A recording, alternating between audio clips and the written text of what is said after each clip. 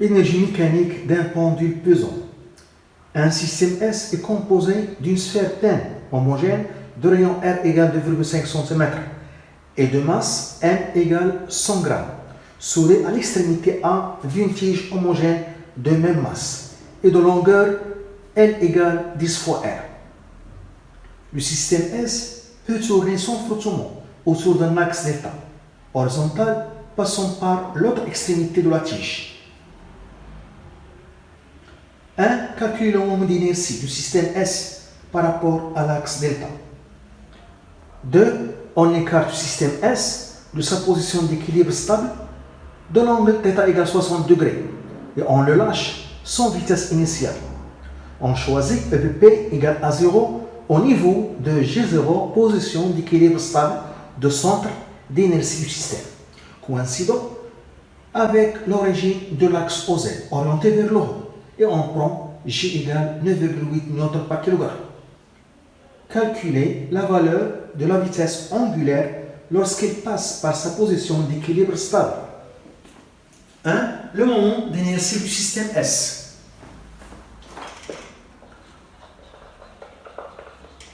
Le moment d'inertie du système S. Le système S est constitué d'une tige de longueur L égale 10 R. R est le rayon de la sphère. La sphère et la tige ont même masse. Donc, la masse du système, c'est grand M égale 2M. On veut calculer le moment d'inertie de ce système. Donc, c'est la somme du moment d'inertie de la tige par rapport à l'axe θ et de la sphère par rapport à l'axe δ. L'axe δ, il est comme ça. Elle passe par le point O'. L'axe δ passe par l'une des extrémités de la tige. Le moment d'inertie de la tige par rapport à l'axe δ, c'est 1 sur 3 fois la masse de la tige fois la longueur au carré. La longueur, c'est 10 R.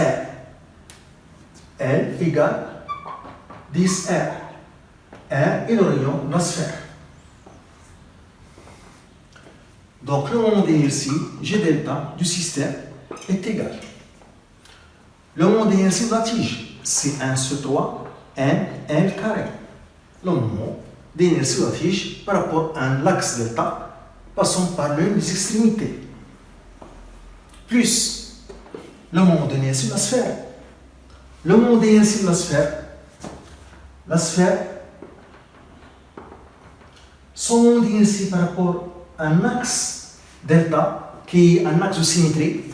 Le moment d'inertie de la sphère par rapport à son axe, qui est un axe de symétrie, c'est 2 sur 5 M, la masse de la sphère, fois son rayon au carré.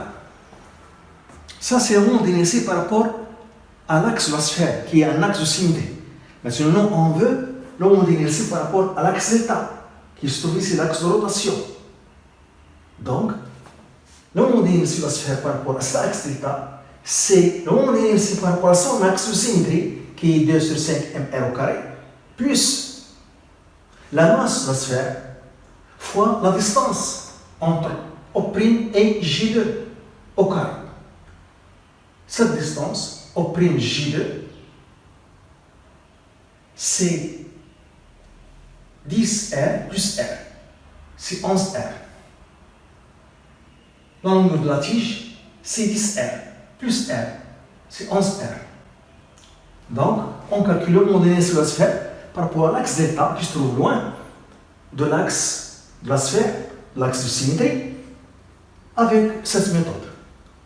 Donc, c'est le moment d'inertie de la sphère par rapport à son axe de symétrie, plus la masse de la sphère fois la distance entre l'axe δ et G, le centre d'inertie de la sphère, au carré. Cette distance, c'est 10R plus R, c'est 11R. Donc, plus 2 sur 5 mr au carré, le moment d'inertie de la sphère par rapport à son axe, plus la masse de la sphère fois la distance L plus R au carré. La distance entre l'axe δ et le centre d'inertie de la sphère, qui est J2. J1, le centre d'inertie de la tige, qui se trouve au milieu, car la tige est homogène. Donc ici, sa distance, O' J1, c'est 5R. O' J2, c'est 11R. 10R plus R, 11R. Donc, G delta du système est égal à 1 sur 3, M au carré, plus 2 sur 5, M au carré, plus ici 11R, M fois 11 fois R, tout au carré. Application numérique, G delta est égal à 1 sur 3. La masse de la tige, 100 grammes, donc 0,1. La longueur, 10R, 10 donc fois 2,5 R, 2,5 cm en mètres fois 10 pouces moins 2 au carré, plus 2 sur 5, la masse de la sphère 0,1, 100 grammes en kilogrammes, 0,1, fois le rayon 2,5 fois 10 pouces moins 2, le tout au carré, plus la masse de la sphère, 100 grammes, en kilogrammes, 0,1 kg, fois 11, fois 2,5, fois 10 pouces moins 2, le tout au carré. On trouve G delta égale le moment d'inertie du système par rapport à l'axe delta, 9,67 fois 10 pouces moins 3 kg fois mètre au carré. Le moment d'inertie traduit la répartition de la masse autour de l'axe delta. De la vitesse angulaire du système.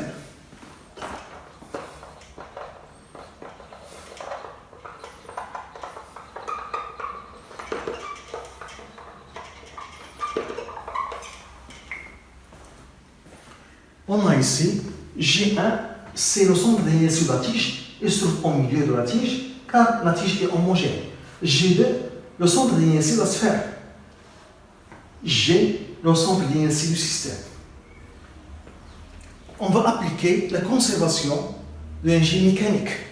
Pour trouver la vitesse angulaire du système, lorsqu'elle passe par sa position d'équilibre stable, G0, la position 2, on applique la conservation de l'énergie mécanique.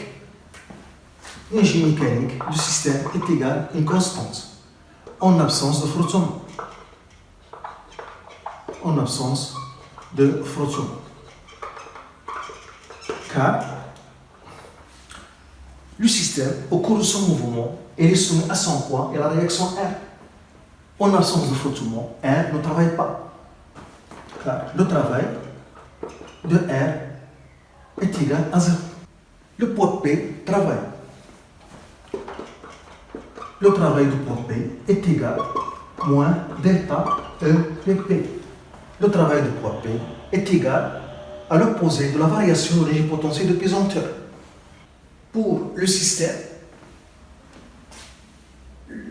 S est la Terre, le poids P est une force intérieure. Elle travaille. Et puisque son travail s'écrit de cette façon, est égal à l'opposé de la variation de l'énergie potentielle de pesanteur, on dit que le poids est une force conservative. La seule force extérieure pour ce système, le système étudié S est la Terre, et la réaction R. Elle ne travaille pas. On a ce frottement. Et aussi car il coupe l'axe delta, son moment est égal à 0. Donc c'est pourquoi l'énergie mécanique est constante. Le poids P est une force conservative. Donc on va appliquer la conservation de l'énergie mécanique. L'énergie mécanique dans la position 1 est égale à l'énergie mécanique dans la position 2. Donc, EM1 est égal à EM2. L'énergie mécanique EM1, c'est l'énergie cinétique 1 dans la position 1, plus l'énergie potentielle de pesanteur dans la position 1, est égale à l'énergie cinétique à la position 2, plus l'énergie potentielle de pesanteur dans la position 2. EPP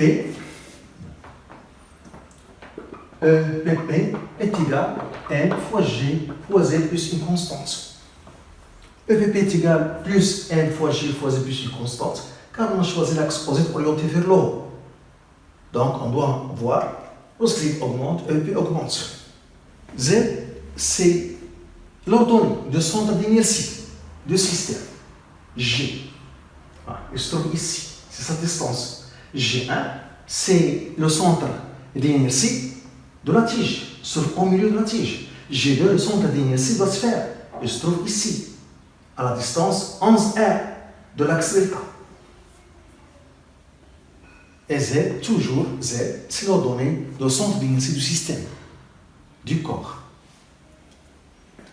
C est une constante qu'on détermine en choisissant un état de référence pour l'énergie potentielle de pesanteur. L'état de référence pour l'énergie potentielle de pesanteur choisi ici, c'est EPP égale à 0, en Z égale à 0. D'après les données, on a EPP est égal à 0, en Z est égal à 0. Donc je remplace EPP par 0 et Z par 0. Donc C est égal à 0. L'énergie cinétique, dans le cas de rotation, EC, c'est 1,5 fois le nombre d'inertie du système fois la vitesse angulaire au carré. C'est l'expression de l'énergie cinétique dans le cas de rotation.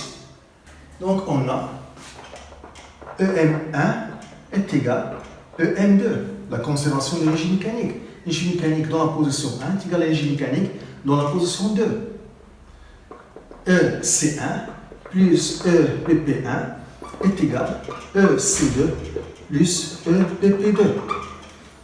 Donc 1 demi, EC c'est 1 demi, G delta fois oméga 1 au carré, plus N, la masse du système. La masse du système qui est égale à 2M. Petit m, c'est la masse de la tige. Petit m, c'est la masse de la sphère, ils ont la même masse. La masse totale du système, c'est 2M. Donc grand M fois G fois Z1 est égal à 1 demi G delta oméga 2 au carré plus N G Z2. On a lâché le système sans vitesse initiale. Donc oméga 1 est égal à 0. Pour la position 2, G sera ici en G0, qui a pour ordonnée 0. Donc Z2 est égal à 0. Et je remplace ici. Donc 0 plus NG Z1 est égal à 1 demi G delta oméga 2 au carré plus 0. On cherche la vitesse angulaire oméga 2 pour la position 2. Donc ce système passe par sa position d'équilibre stable. C'est ça la position d'équilibre stable. Lorsque le système se trouve dans cette position, la position 2 est une position d'équilibre stable. Car lorsque le système se trouve dans cette position, lorsque je l'écarte de cette position, elle revient à cette position. Donc, 1 demi G delta oméga 2 au carré est égal, grand M, c'est 2M fois G fois Z1. Z1, c'est Z pour la position 1. C'est ça Z1. Ça Z1. C'est l'ordonnée de G pour la position 1. Cette distance est égale à cette distance moins cette distance. Cette distance, c'est au' G. Et cette distance, ce côté adjacent de θ. Au' G fois cosinus θ. Donc, c'est au' G moins au' G cosinus θ. On cherche oméga 2 au carré. Oméga 2 au carré est égal à 4 mg sur G delta. Je factorise ici par au' G fois 1 moins cosinus θ. Il faut chercher au' G, cette distance. Au' G1 est connu. Cette distance, c'est 10R. Au' G1, c'est 5R. Cette distance au' G2, elle est connue. C'est 11R. 10R plus R, 11R. Il faut chercher la distance au' G, qui définit la position de centre d'inertie du système, en utilisant la relation barycentrique. La relation barycentrique